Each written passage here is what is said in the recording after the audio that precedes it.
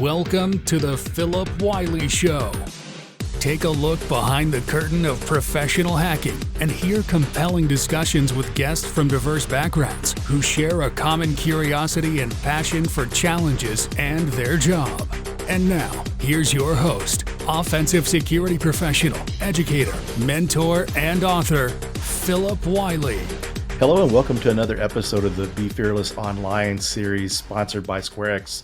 And today I'm extremely honored to have my friend and founder of SquareX joining us today, Vivek Ramachandran. So welcome to the show, Vivek. Thanks so much, Philippe. And, the honor is mine as well. It's been so great knowing you for all of these years and to be once again back on your show. So yeah, really looking forward to speaking with you today.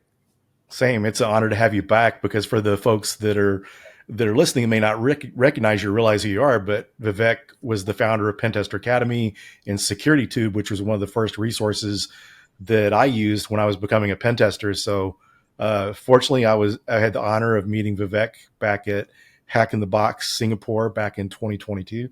So it was good to get to meet him in person, and then we got to see each other again at DEF CON. So always an honor to get to chat with you and talking to your amazing folks and hear more about the product. It's amazing to have you back on the show. Yeah, absolutely. Likewise. And looking forward to, meeting you soon in just a few days at RSA and maybe B-Side San Francisco. Yeah, I look forward to it. And so, yeah, it's really amazing what all you've been doing with SquareX, just seeing the ease of use. I mean, there was one use case where one day I got like a DM on X, formerly Twitter, and it looked like an Instagram post going to my personal account. And, normally you would go take something like that, copy and paste the link into URL scanner. I did that and URL scanner came back. There was nothing wrong with it, but I right click, sent it to SquareX, found out it was a Russian top level domain and it was a stalkerware site. So fortunately I used SquareX. Otherwise, based on URL scanner, it was okay.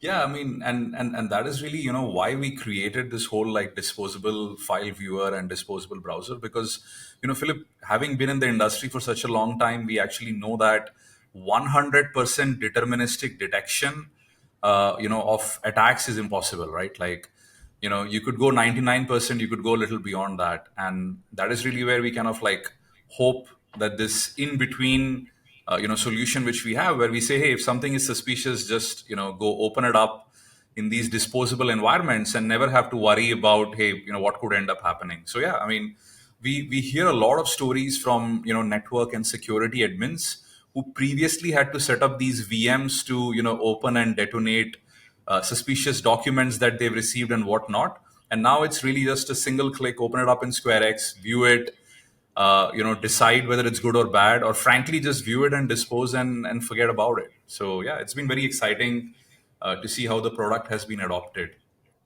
Yeah, and it's amazing how easy it is to use. I mean, because most security products, you get it, you have to go watch some video or read documentation, but it's just so easy how easy it is to use the product. So that's been great. One of my go-to tools now whenever I'm getting suspicious emails or DMs in my browser.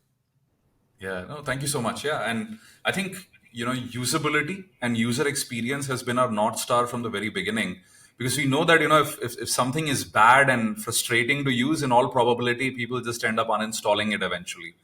So yes. Glad to hear that feedback as well.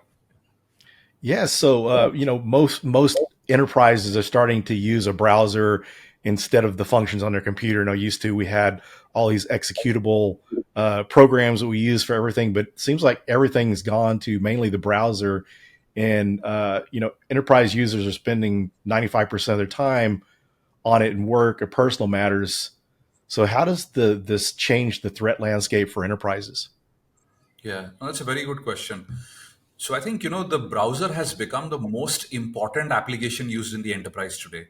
And, most ordinary non-technical users probably spend literally all their time in it, the internal SaaS websites, external websites, your storage is now starting to become cloud storage, rather than, on-prem storage. So I feel the way this is kind of shifting is previously we used to worry a lot more about the endpoint. So, you had endpoint security, making sure The moment an exe drops, you're going ahead scanning. The moment a document drops, hey, is this? Do we have the right version of Microsoft, Word? Is it patched? Now, all of those attacks, but in a very different way, are transformed and are now happening within the browser. And that is really where what we kind of feel is the next generation of attacks, and we are starting to see it already, completely live and die inside the browser.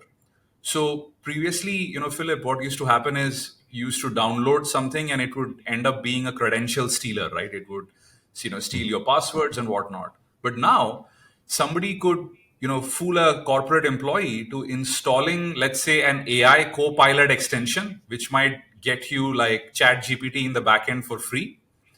And the moment you install that extension, it starts, monitoring the passwords you're entering, siphons all of that out. And hey, that is the new browser-based credential stealer, right, of today.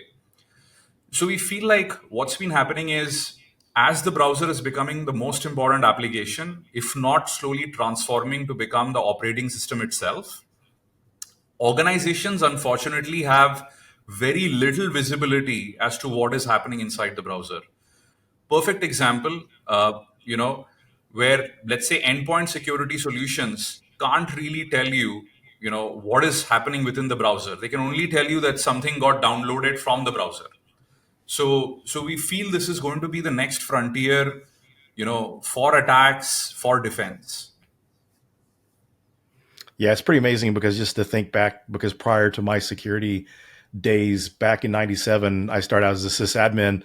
And it was interesting how all the applications were executable apps, or, I worked for a mortgage company. So we had a lot of terminal emulation apps. It wasn't so much done in the browser.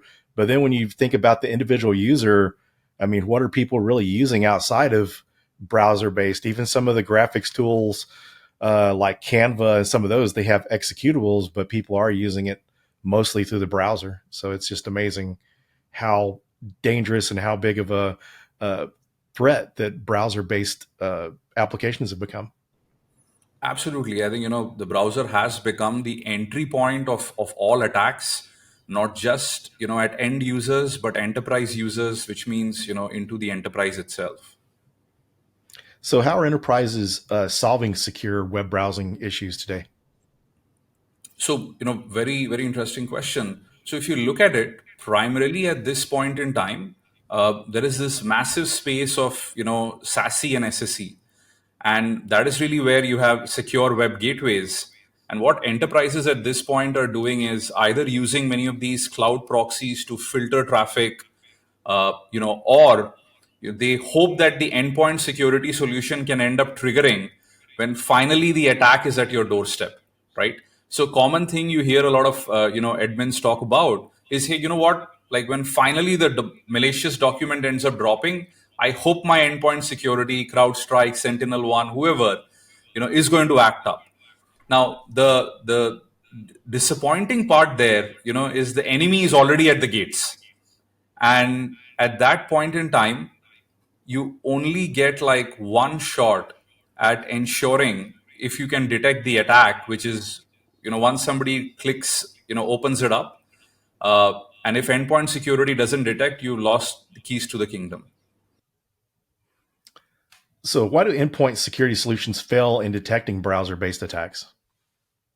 Yeah, so I think, endpoint security solutions are more file and process. And that is really where they wait for things to kind of like go bad on the local system, and they end up detecting at that point.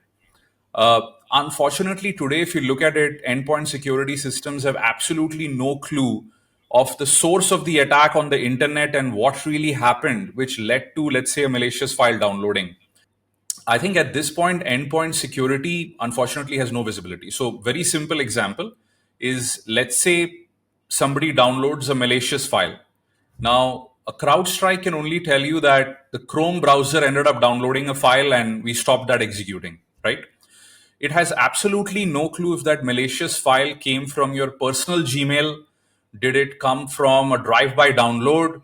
Did it come from a social media message that you may have received on LinkedIn or wherever? So because of that, what ends up happening is the source attribution of the attack is very weak. So imagine, today, if an attacker is actually going ahead and sending these malicious documents on LinkedIn to your entire sales force, or at least a couple of people, telling them that, hey, you know what, we are very interested in buying your product. Please take a look at this requirement. Now, all your endpoint security system can tell you is this little file which everybody is receiving is malicious, having no clue about where it originated. And hence, there is no security awareness that can be internally created. There is no way that you could advise a certain team to be aware of, a certain attack graph which is targeting them. None of that is really possible today. So what about the SASE and SSE solutions? All the big vendors tout web browsing security as a major selling point with secure web gateways. Yeah. So, I mean, honestly, I could just go on for hours and hours of how bad secure web gateways are. And, a kind of like sneak preview for all your viewers is we are hoping to speak at multiple security conferences this year, specifically talking about how broken secure web gateways are. But in a nutshell, Philip, these technologies were invented almost a decade back, right? Cloud proxy based interception and all of that. Now, unfortunately, if you think about it, what are these secure web gateways or cloud security proxies trying to do? They are trying to look at HTML, CSS, and JavaScript almost as just plain old network traffic and trying to infer application layer attacks. So, just by looking at how you're approaching an application security problem, you immediately realize that there are going to be so many blind spots. And this is really where, unfortunately, what tends to happen is secure web gateways try to reconstruct with the HTML, CSS, and JavaScript that is passing through them as to what attacks probably might end up happening on the user's browser. So now imagine that you're doing a static analysis to see if this is a session hijacker, or this is a clickjacking, probably, which is going to happen. Now, because of the fact that these SWGs have no context of user interaction, they absolutely have no clue how even something is being triggered. And I'll give you a very simple example, right? Let's say the SWG detects that you are downloading a file as an enterprise user. It does not have any idea if this is a download you may have triggered by clicking a link, or if this happened in one of the inactive tabs on your browser where all of a sudden a download just triggers, or was this via an email attachment or any of that. So because of that, it has no context whether the user drove with a click or whether user interactivity was in play. But now imagine that if I just told you, hey, Philip, there was a download which was triggered, but I never clicked on anything. You would immediately jump up and basically say, look, this sounds absolutely suspicious and possibly malicious. Now, unfortunately, SWGs can't do this. And, I could go on and on. I feel like any form of last mile attack which happens on the browser is something SWGs, unfortunately, completely invisible to them. And that is really where what they're good at is, very basic security constructs like URL filtering. If it's a known malicious file which is being sent out, as is, then this is something they can detect in the cloud. I mean, if any of your viewers use SWGs, I would literally challenge them to contact us, and I can show you in a matter of minutes how even well-known malware like WannaCry and all of that could actually be smuggled through an SWG without even doing, something super technical. So why is browser native solutions better than a cloud-based proxy? Yeah, so that is a great question. And if you think about it, right, for any security solution to be effective, the very first thing that it needs is, almost 360-degree visibility on all events, right? So anytime that we as security people talk to each other, we would always end up saying, hey, I need access to all the events, because without that, I'm blind. I really don't know what's going on over here. And that is exactly how even a security solution would have to be made. So if you think about it, if you want to detect client-side web attacks happening in the browser, then which is the place where you have the most amount of rich data when it comes to the user's interaction, how the browser is rendering, how the website is interacting, and all of that good stuff. You finally say, well, that's in the browser itself.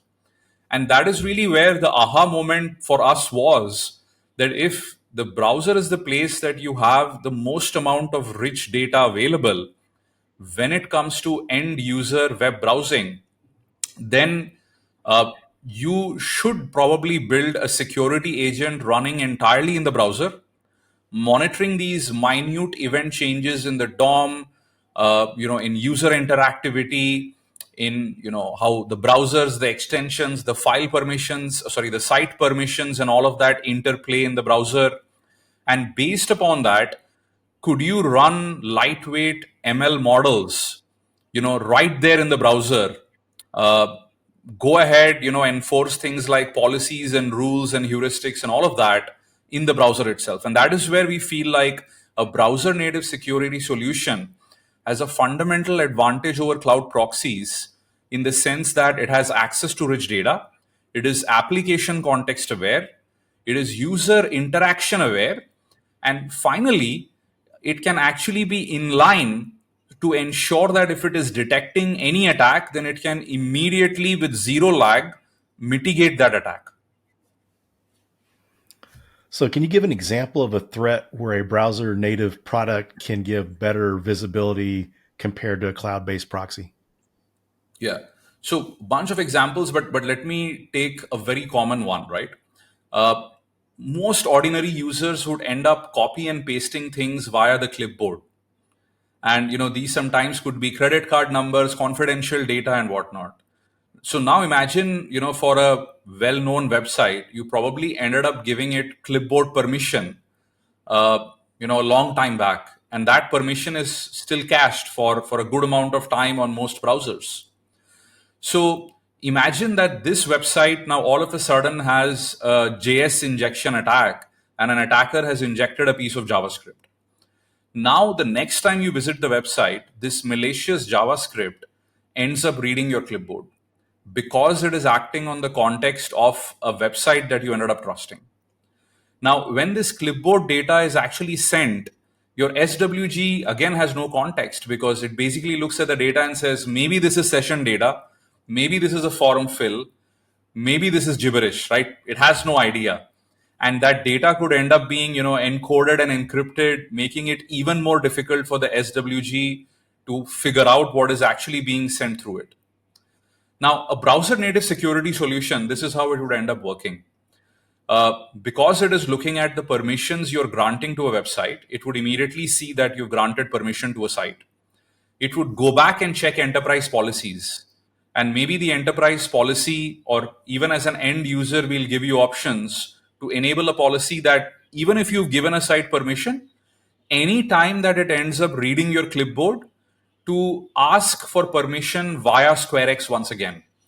And the way we do that, Philip, is we end up becoming an in-between proxy for the clipboard API, for the real clipboard API, and when a site ends up saying like, hey, read the clipboard. So this way we are in line, and anytime the site tries to read, we get called. And at that point in time, for our consumer version, we check the user settings. For the enterprise version, we check the enterprise policy. And based upon that, we end up prompting the user and saying, hey, by the way, this site is reading your clipboard. And you're like, oh, why would it try to read it? I never wanted to paste anything in there. And that's the end user. For enterprises, it is great because, hey, you've just detected that on a trusted website, there is actually malicious code trying to detect something. So just in this simple example, you can see, and I think just over the weekend, I saw this attack where people were using trusted websites to smuggle in malicious, documents. I think on GitHub, people had actually attached, malicious documents in zip files in one of the issue trackers.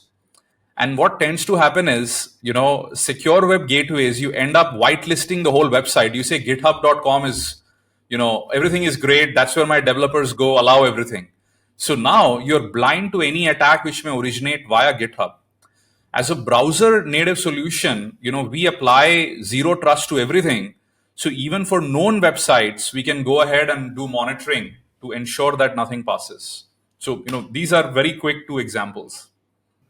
And what else is interesting too for people listening that haven't like heard of it, but a lot of times you just can't always trust the domain, just as you mentioned with GitHub. Exactly. But like subdomain takeovers, you may think it's a legit safe site, but someone may have done a subdomain takeover, and that kind of imposes some risks too. Exactly. And that's a very good example. And Philip, just to add to that, like imagine all of these well-known blogging platforms like WordPress.com and Blogger. Anyone can just quickly set up a blogging sub portal and just attach something malicious. Now imagine if you whitelisted the whole of Blogger. Oh yeah. Pretty scary stuff. So more companies are focused on making secure web gateways fast, or even trying to reduce hairpinning when it happens. From an industry veteran perspective, what are your thoughts on these attempts? Do you think it's worth the effort? I think in the last 25 years, that I've been in the security industry, I found that band-aid approaches never end up working. So unfortunately, what's happening is the whole SASE, SSE, SWG industry, unfortunately, is trying to protect this, draconian, arcane, secure web gateway concept, and trying their very best to remain relevant. Now, the biggest performance penalty of you using an SWG is all your traffic ends up going through the SWG provider's data center and then finally to the destination. And that itself causes a massive amount of lag at times when you're doing, real-time streaming and things like that. Unbelievably, most secure web gateway vendors can't even support newer protocols like Quick, etc., which dramatically can improve user experience, even over congested networks. So my 2 cents is, rather than trying to protect, what you've built over the last 10 years and forcing it to continue to be relevant, it is much better to cannibalize your own solution, do what is right, and build something browser native where you are not messing with the user experience, but at the very same time providing just-in-time security by doing detection where attacks are finally happening. So I've heard about this new category called enterprise browsers. Companies like Island and Talon, do they help solve these problems, or do they have any limitations that you're aware of? Yeah, that's a very good question. So I think, Gartner probably a year or 2 years back came up with this category. And really the problem that, these companies are trying to solve is now with hybrid work, with so many consultants, especially in large companies, people have a lot of worries around untrusted, unmanaged devices where these consultants or employees who are probably doubling up their personal or work laptop to do both personal work as well as enterprise work are doing insecure activities. So enterprise browsers are actually dedicated browser applications, most of them built off Chromium, which you need to install on each of your computers as enterprise users, as consultants. And the only way that you can access your internal portals as well as SaaS websites like Salesforce, etc., of your company is if you're logged into these browsers, right? Now, it's a nice concept for this very small group of websites where you can play with high trust. The downsides, of course, is these are built off Chromium. So when there are new vulnerabilities in Chromium, unfortunately, I'm guessing these vendors are scrambling to also go ahead and continuously patch their own applications. That can be challenging. I know many of these vendors claim that they have something patent pending and this isn't a worry. But just common sensically, as a security person, I can say if you're building off someone else's code base, and if their code base has opened up to new vulnerabilities, the likelihood of you being vulnerable is very high. No matter what middle layer or what else you claim that you've done. At the very same time, even though most of these companies try to mention safe browsing as a checkbox, from what we've heard, from the industry, it is very basic. So enterprise browsers solve a very small problem, which is secure access to internal portals and SaaS portals, but don't actually do anything substantial beyond that. Yeah, and just thinking back about the updates to Chromium, and if anyone listening, just think about how often you've got to update your Chrome or Chromium-based browsers. That's pretty frequent. So getting Exactly. those updates in between, getting those updates in is frequent and all. I can see how that would be a challenge. Yeah, yeah. And I mean, Chromium is probably the most targeted application in the world today, for what it's worth. Hmm. Given the fact that, as we discussed, the very first question you asked me, which is, hey, 95% people are on their browser all the time. And I think Chromium still has probably 80% market share, at least in America. So from the last time I checked. So yeah, I mean, it's going to be a very big cat and mouse game for these vendors to kind of keep patching all the time. So, what do you foresee the greatest friction would be in enterprises choosing a browser native solution or a cloud-based proxy? Yeah.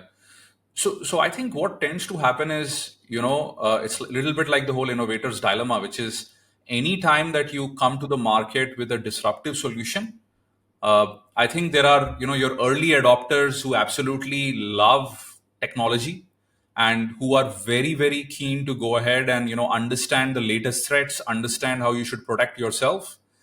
And I feel like generally those folks are the one who will very quickly adopt a brand new solution.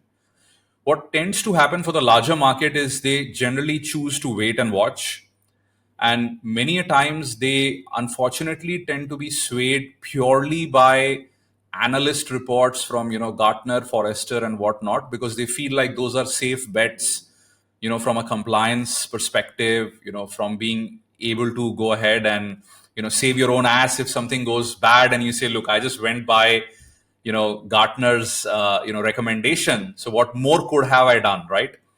So I actually feel like that is really where there's going to be a bit of friction. Now, uh, my two cents on that, my prediction is what's going to happen is as attackers start to go ahead and bypass these SWGs more and more in enterprises, and as those attacks become more widespread, as tools come out for red teams to be able to demonstrate this internally, I think CISOs will slowly start understanding that very soon their organization is probably going to have, a massive breach or attack, completely because their browsing sessions aren't secured.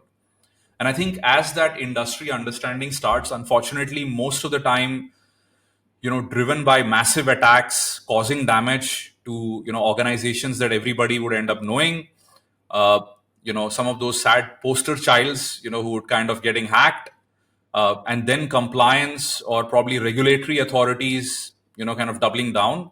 That is really when change happens. So my prediction is in the next 2 to 4 years is really when you would kind of see that browser native security has kind of become like an everyday enterprise kind of like jargon, which people just use and say, hey, let's go ahead, install this, let's try this out, let's integrate a browser native security solution in our security stack and whatnot. Yeah, very very interesting times. And while some of those, Gartner and those are good resources, but sometimes you kind of want to be able to be a little quicker to enhance your security and not wait on your favorite company like Gartner to or Forrester to release, articles on that or their approval. Exactly, and to some extent, see, those articles come once in a year, so it's akin to you doing a pen test once in a year. Hmm. And at the very same time, unfortunately, giving credit to those guys, they also cannot drastically change what they've written in the previous year report to an extent that this year's report is unrecognizable. So I kind of feel like I know most organizations are aware of this, but I feel many a times, they just take refuge in these reports and be like, well, Gartner and Forrester still hasn't told us that this is a worry, right? So Yeah. So it's been amazing watching the evolution of SquareX. So what are the plans for SquareX this year? Yeah, so I think, Philip, we've had an amazing time. Roughly, I think the company is around a year old now. Uh, Innovating, building this, new security product, completely native in the browser. So many learnings, right? Because the browser Chrome never went out and said, here are APIs, go build a security product inside of me, right? So there was so much of experimenting, so much of tribal knowledge that the company and the team has acquired uh, to build all of this stuff. And I feel like now we are at a stage where the product is, very good, very stable, very powerful. We're starting off with, pilots with a lot of poster child organizations, and RSA is where we are doing a very big reveal on the enterprise version of the product, and how we look at attack graphs and things like that. So I think 2024 is going to be exciting go to market, where we take this product, hit medium and large enterprises, get their feedback, quickly iterate. We've already been approached for partnerships from very large organizations who want to go ahead and deploy our extension as part of their existing security product portfolio. So I'm kind of very curious to see where all of that leads. So I feel that's for 2024. 2025, I think is actually going to be like a holy war, which is really go out, try to see if we are going to replace many of those old, incumbent solutions, and that's actually going to be like a hard fought war. And that is what is exciting to me. The rest of the team is taking something disruptive we truly believe in, and seeing how we can have the industry adopt this. Yeah, pretty amazing. And just some of these other solutions, I'm sure, have to be a lot more difficult, just based on what I know from using the free version of SquareX. Yeah. Trying to deploy that is easy compared to trying some of these other solutions. I'm sure it can be kind of tricky to install, and maybe some of these gateways, if something goes wrong and you're blocking legitimate sites or things, and people are not able to do the work. So Absolutely, and I'll kind of close with a very very funny incident. One prospective customer we were speaking with who uses these SWGs told us, they were like, "Hey, when we go to a new country and we try to connect to the Wi-Fi and it has a captive portal, and before you actually can get on the internet where an SWG kicks in, you have to go in, log in inside that captive portal. Unfortunately, their whole web browsing ends up breaking." Because your SWG agent tries to connect to the internet, but it can't because you've not yet logged in. And, many a times these folks aren't able to access it all. So, yeah, I mean, I'm hoping we can disrupt this. I'm hoping the larger companies don't hold their solution too close to the chest and instead do, a browser native security product as well. I think to us, more than, our way, it is about being able to transform this industry for the better, because that serves customers and end users better. yeah, I agree. So it was great having you back on, and I look forward to seeing you at RSA. Yeah, absolutely. Thanks so much, Philippe. It was always amazing to have discussions with you, on the show. And yeah, looking forward to RSA and maybe DEF CON and Black Hat also, where we'll probably end up meeting. Yeah. Thank you so much. We'll be there too. Thank you. And so for everyone listening, in the show notes, we'll have a link so you can go get SquareX for your own personal use. So thanks everyone for joining, and we'll see you on the next episode. Thank you for listening to The Philip Wiley Show. Make sure you subscribe so you don't miss any future episodes. In the meantime, to learn more about Philip, go to thehackermaker.com and connect with him on LinkedIn and Twitter @Philip Wiley. Until next time.